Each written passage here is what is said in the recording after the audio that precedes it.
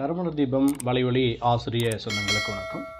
இன்றைக்கி நம்ம இந்த வீடியோவில் என்ன பார்க்க போகிறோம் அப்படின்னு சொன்னால், கடந்த சில நாட்களாக நம்ம டெஸ்ட் பேட்ச் நடத்திட்டு வரோம். அந்த டெஸ்ட் பேட்ச்சில் யார் யார் எவ்வளவு மதிப்பெண்கள் எடுத்திருக்கிறார்கள் அப்படின்றத தான் நம்ம இன்றைக்கி பார்க்க போகிறோம். ஏற்கனவே ஒரு மார்க் லிஸ்ட் நான் போட்டிருந்தேன். அதற்கு பிறகு கொஞ்சம் சிறிய இடைவெளி வந்துடுச்சு. இப்போ இந்த மார்க் ஷீட்டில் யார் யாரெல்லாம் எந்த அடிப்படையில் மதிப்பெண்கள் எடுத்திருக்காங்க அப்படின்றத நம்ம இந்த வீடியோவில் முழுசாக பார்க்கலாம். பொதுவாக இது உங்களுக்கு கொஞ்சம் என்ன சார் இது மார்க்கெல்லாம் போடுறீங்க, பள்ளிக்கூட மாணவர்கள் போல் இருக்கிறதே அப்படின்ற ஒரு எண்ணம் உங்களுக்குள்ளே தோன்றினாலும் கூட, ஒவ்வொரு தேர்விலேயும் நாம் என்ன மாதிரியான ஒரு மதிப்பெண்களை பெறுகிறோம் என்பது தான் ரொம்ப முக்கியம். நாளைக்கு நாம் எழுத போகிற தேர்வுக்கு இது ஒரு வகையான முன்னோட்டம். வெறும் 50 மதிப்பெண்கள் அப்படின்ற அடிப்படையில் நீங்கள் பார்த்தா கூட, இதே அடிப்படையில் தான் நம்ம 3 மடங்கு, அதாவது 150 மதிப்பெண்களுக்கு நம்ம எழுத போகிறோம்.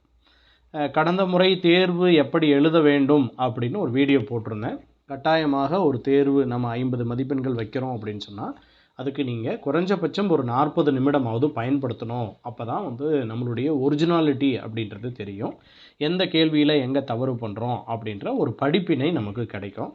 அதே போல் ஒரு ஒயிட் ஷீட் எடுத்து வச்சுக்கிட்டு ஒரு டெஸ்ட் எழுதுறீங்க அப்படின்னா, இந்த தேர்வில் நான் என்ன வகையான தவறுகளை செய்தேன், அடுத்த தேர்வில் என்ன வகையான தவறுகளை செய்தேன்னு சொல்லி தொடர்ந்து ஒரு 10 தேர்வுகள் நீங்கள் எழுதிக்கிட்டே வந்தீங்க அப்படின்னா, இந்த 10 தேர்வுகள்லையும் என்னென்ன வகையான குறைகள் அப்படின்ட்டு அந்த குறைகளை எல்லாத்தையும் எடுத்து பார்த்தீங்க அப்படின்னா, சில நேரங்களில் பெரும்பாலான தவறுகள் ஒரே மாதிரியான தவறுகளாக இருக்கும். அந்த ஒரே மாதிரியான தவறுகளை நீங்கள் அடுத்தடுத்த முறையில் திருத்திக்கிட்டீங்க அப்படின்னு சொன்னால், அந்த ஆன் த ஸ்பாட்டில் தேர்வு எழுதுகிற போது அந்த நேரத்தில் நடைபெறக்கூடிய அந்த தவறுகளை உங்களால் குறைச்சிட முடியும். அதனால் அது ஒரு பயிற்சியாக கூட செஞ்சு பாருங்கள். இன்றைக்கி நம்ம பார்க்கக்கூடிய இதில் இந்த எல்லோ கலர் யார் யாருக்கெல்லாம் இந்த மஞ்சள் நிறத்தில் போட்டிருக்கணும், இவங்க முதல் தேர்வு தொடங்கி இந்த 8வது தேர்வு வரைக்கும் அவர்களுடைய மதிப்பெண்கள் 40க்கு மேலேயே இருக்குது. ஒரு உதாரணத்துக்கு நான் சொல்கிறேன் அப்படின்னு சொன்னால், 2022 முதல் மதிப்பெண் அப்படின்றது 120 ஸ்டார்ட் ஆச்சு அப்படின்னு சொன்னால், 110 ஒட்டுமொத்த மார்க்கும் ஜென்ரல் கேட்டகரியில் முடிஞ்சு போச்சு. அதே மாதிரி கேஸ்டில் 110 ஸ்டார்ட் ஆன மார்க் 106 எஸ்சிக்கும் 107 பிசி எம்பிசி அப்படின்னு சொல்லக்கூடிய இந்த கேட்டகரிக்குள்ளே முடிஞ்சு போச்சு. அப்படி பார்க்கும்போது மொத்தமாகவே 15 மதிப்பெண்களுக்குள்ளாகவே நமக்கு என்ன ஆயிடுச்சு அப்படின்னு பார்த்தீங்கன்னா, ஒட்டுமொத்த இதுவும் முடிஞ்சு போச்சு, போஸ்ட்டும் முடிஞ்சு போச்சு. அப்படின்னா முதல் 10 மார்க்குக்குள்ளே யாரெல்லாம் வரீங்களோ அவங்களுக்கு மட்டும்தான் கன்ஃபார்ம் போஸ்ட்டு. அதுக்கு கீழே இறங்குறவங்களுக்கு அப்படின்றது ரொம்ப ரொம்ப கடினமாக இருக்கும் அப்படின்றத முதல்ல மைண்டில் ஃபிக்ஸ் பண்ணுங்கள். முதல் 10 மார்க் அப்படின்னா, இப்போ நம்ம 50 மார்க் வாங்குகிறோம் அப்படின்னா, 40க்கு கீழே இருக்கிறவங்க உடனே என்னென்ன யோசனை வரணும் அப்படின்னா, மனசுக்குள்ளே என்ன வரணும் அப்படின்னா, நம்ம அந்த முதல் 10 இடத்துக்குள்ளே இருக்கிறோமா இல்லையா அப்படின்றத முதல்ல பார்த்துக்கணும். அந்த முதல் 10 இடத்துக்குள்ளே நீங்கள் இருக்கீங்க அப்படின்னு சொன்னால் இன்னும் கொஞ்சம் மேலே ஏறணும். அப்படி இல்லை அப்படின்னு சொன்னால் எவ்வளவு கீழே இருக்கிறீங்களோ அவ்வளோ மேலே உடனடியாக அந்த இடத்துக்கு வரணும். எலிஜிபிலிட்டியே என்ன அப்படின்னு பார்த்தா, முதல்ல 40 மார்க் வாங்கணும். 50க்கு 40 மார்க் வாங்கணும். அப்போ இங்கே நீங்கள் 40 மார்க் வாங்கினா தான் அங்கே 150 மார்க்கு, இங்கே 50 மார்க்கு. அப்போ இது மாதிரி 3 மடங்கு. இப்போ 40 அப்படின்னு பார்த்தீங்கன்னா என்ன ஆகும் அப்படின்னாக்கா 3 4 12. அப்போ 120 மதிப்பெண்கள் நீங்கள் பெற முடியும். 120 மதிப்பெண்கள் பெற்றீங்கன்னா ஜென்ரல் கேட்டகரியில் உள்ளுக்குள்ளே வந்துடலாம். இதுதான் நான் சொல்லக்கூடிய ஃபார்முலா அப்படின்றது. இந்த ஃபார்முலா உங்களில் எவ்வளோ பேர் ஃபாலோ பண்ணுறீங்களோ இல்லையோ, நான் ஆரம்ப காலகட்டம் தொடங்கி நம்ம வகுப்பில் தொடங்கி நம்ம தேர்வில் தொடங்கி எல்லா தேர்வுகளையும் நான் ரொம்ப சின்சியராக இப்படி தான் நான் பார்க்க சொல்கிறேன். ஆனால் நீங்கள் அதை பெருசாக எடுத்துக்கிறதில்ல. திடீர்னு ஒரு இடத்துல பாஸ் பண்ணுறீங்க, திடீர்னு ஒரு பேப்பரில் குறைஞ்சி போயிடுது. அதெல்லாம் இதே கிடையாது. எவ்வளவு கொஷின் பேப்பர் கஷ்டமாக இருந்தாலும், என்னவாக இருந்தாலும், எவ்வளவு எளிதாக இருந்தாலும் அந்த 40 to 50 அப்படின்ற இந்த கேட்டகரிக்குள்ளே நீங்கள் இருக்கணும். இன்னும் சொல்லப்போனோம் அப்படின்னா, நான் என்னோடய இந்த யூடியூப் லோகோவில் கூட ஒரு வாக்கியம் போட்டிருப்பேன். 10ல் ஒருவனாக இருப்பதை விட 10ல் முதல்வனாக இரு அப்படின்னு நான் போட்டிருப்பேன். 10 மார்க்கில் 1 மார்க்காக நாம் இருக்கணும். 40,000 பேர் எழுதினாலும் அந்த 40,000 பேரில் முதல் 1000 பேருக்குள்ளே முயற்சி பண்ணணும் அப்படின்னா நீ 10 மார்க்குள்ளே இருந்தால் தான் உள்ளே வர முடியும்.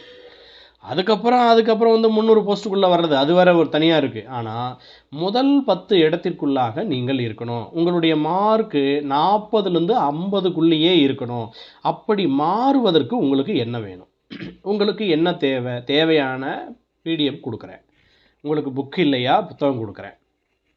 வேறு என்ன வேணும் உங்களுக்கு எந்தெந்த இடங்கள்லாம் வந்து மிக முக்கியமான கேள்விகள் வரக்கூடிய இடங்கள் அப்படின்னு சொல்லிட்டு உங்களுக்கு நீங்கள் வகுப்பில் கலந்துக்கணுமா, வகுப்பில் கலந்துறதுக்கான ஒரு வாய்ப்பும் கொடுக்குறேன். நீங்கள் வகுப்பில் கலந்து பார்த்து எப்படி நடத்துகிறாங்க, என்ன பண்ணுறாங்க அப்படின்னு சொல்லி பார்க்க விரும்பணுமா, அதுவும் வந்து கொடுக்குறேன். இப்போ வந்து மதிப்பெண்களும் இந்த மாதிரி போடுறேன். வேறு என்ன சப்போர்ட் வேணும்? எனக்கு ஒன்று தான் தேவை, உங்களுடைய மார்க் தான் தேவை. உங்களுடைய மார்க் அப்படின்றது இந்த 40 மதிப்பெண்களில் இருந்து 50க்குள்ளே வேணும்.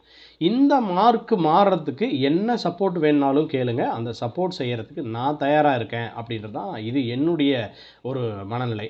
ஆனால் நீங்கள் என்ன செய்கிறீங்க அப்படின்னா பாருங்கள், திடீர்னு 37 மார்க் இந்த இடத்துல பாருங்கள், 4வது கேட்டகரி பாருங்கள், 37 மார்க்கில் இருந்து கடைசியாக 18 மார்க்கு 14 மார்க் அப்படின்னு சொல்லி இப்படி குறைஞ்சிக்கிட்டே போகுது. இப்போ ஒரு தேர்வில் உங்களுக்கு ஐடியா தெரியாமல் இருக்கலாம். 2வது தேர்வில் உடனடியாக எல்லாருமே இவ்வளோ மார்க் எடுக்கிறாங்களே, நம்மளும் என்ன செய்யணும் அப்படின்னா இவங்களோட டம் கட்டி ஓடினா தான் போட்டித் தேர்வில் ஜெயிக்க முடியும் அப்படின்னு சொல்லிட்டு, இது நாள் வரைக்கும் நீங்கள் என்ன கமிட்மெண்ட் இருந்தாலும் அந்த கமிட்மெண்ட் எல்லாத்தையும் தூக்கி போட்டுட்டு நம்ம இதுக்காக ஒரு 2 மணி நேரம் ஒதுக்கலாம், இதுக்காக ஒரு 4 மணி நேரம் ஒதுக்கலாம் அப்படின்னு சொல்லி ஒட்டுமொத்தமாக உங்களுடைய அர்ப்பணிப்பை இதில் காட்டுங்க. அப்போ தான் அடுத்த கட்டத்தை நோக்கி வர முடியும். சரிங்களா? இப்போ பாருங்கள், மேலே இந்த சுமித்ரா அப்படின்னு சொல்லக்கூடிய பொண்ணு பாருங்கள், இவங்களுடைய மதிப்பெண்களை நல்லா கவனிச்சுக்கிட்டே வந்தீங்க அப்படின்னா 48, 46, 42, 47, 42.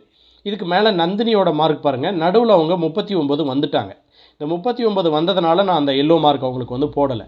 46, 47, 39, 48, 47. இப்போ கீழே இருக்கிறவங்கள விட மேலே இருக்கிறவங்களோட மார்க் நல்லா இருக்குது. ஆனால் ஒரு மார்க்கில் அவங்க கோட்டை விட்டாங்க, 39க்கு கீழே இறங்கிட்டாங்க. சரிங்களா?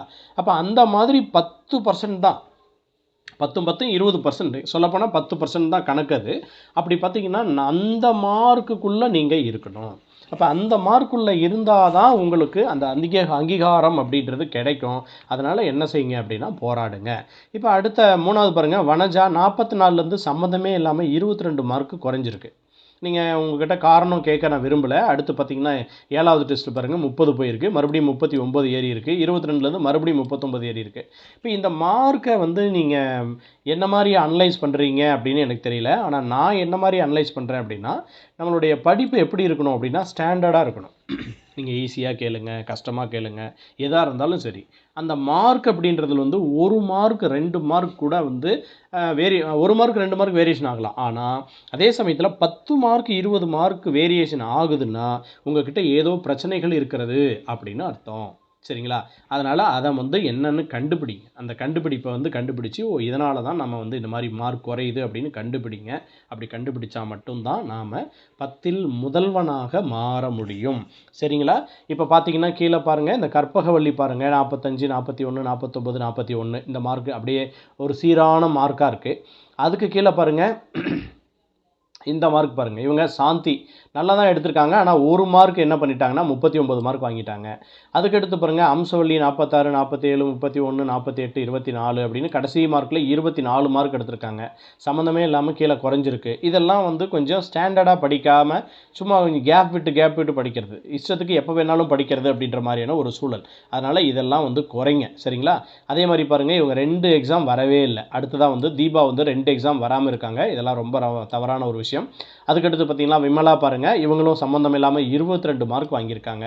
அப்போ இதெல்லாம் பார்க்கும்போது என்னவா இருக்குது அப்படின்னாக்க, இப்போ கோபி பாருங்கள், போன முறையும் முதல் 3 இடத்துக்குள்ளே வந்தாப்புல, இந்த முறையும் முதல் 3 இடத்துக்குள்ளே வந்திருக்காப்புல. சரிங்களா? 46, 49, 50. இப்போ இந்த 49, 50, 47, 47, 46 இதுதான் படிக்கிற முறை, இதுதான் படிக்கிற மெத்தடு.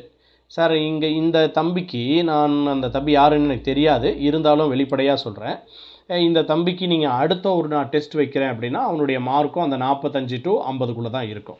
சரி, நான் 100 மார்க் டெஸ்ட் வைக்கிறேன் அப்படின்னு சொன்னாலும் அவனோட மார்க் வந்து 95லேருந்து 100க்குள்ளே இருக்கும்.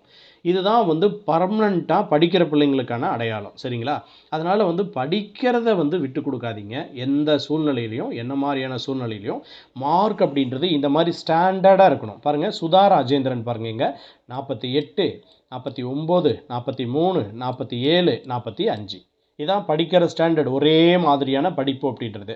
அடுத்து உஷா பாருங்கள் 50, 44, 48, 47, 46 அப்படின்னு பார்க்குறோம். இதுலேயும் ஒரு ஸ்டாண்டர்ட் இருக்குது. அப்போ நாங்கள் யார் யாருக்கெல்லாம் எல்லோ மஞ்சள் நிறம் வந்து கொடுத்துருக்குறோனோ அந்த மஞ்சள் நிறத்தில் இருக்கிறவர்களாம் ரொம்ப ஸ்டாண்டர்டாக படிக்கிறாங்க.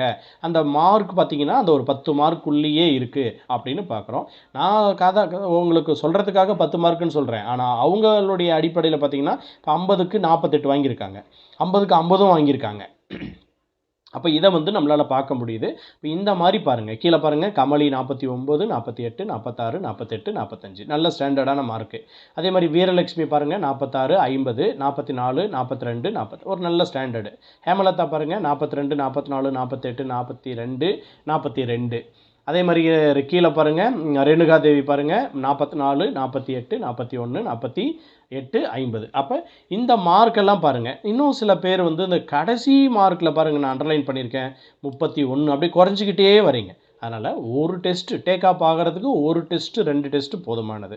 அது அடுத்தடுத்து என்ன செஞ்சிடணும் அப்படின்னா டக்குன்னு டேக் அப் ஆகி அப்படியே போய்கிட்டே இருக்கணும். அப்படி போனால் மட்டும்தான் இந்த சமூகத்தில் உங்களால் ஒரு நிரந்தர இடத்தை பிடிக்க முடியும், அரசு பணிக்கு போக முடியும்.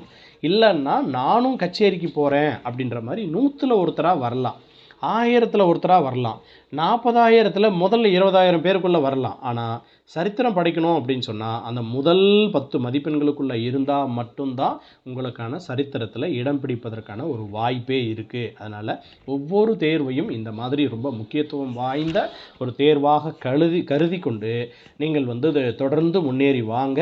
எல்லாருக்குமே வாழ்த்துக்கள். என்ன உங்களுக்கு சந்தேகம் இருந்தாலும், என்ன இந்த மதிப்பெண்களை மேலே கொடுக்கப்பட்டிருக்கக்கூடிய இந்த மஞ்சள் நிறத்தில் இருக்கிறவர்களுடைய மதிப்பெண்களைப் போல உங்களுடைய மதிப்பெண்கள் மாற வேண்டும் என்று சொன்னால் உங்களுக்கு எவ்வளோ சப்போர்ட் பண்ணுறதுக்கு வேணாலும் நான் தயாராக இருக்கேன்.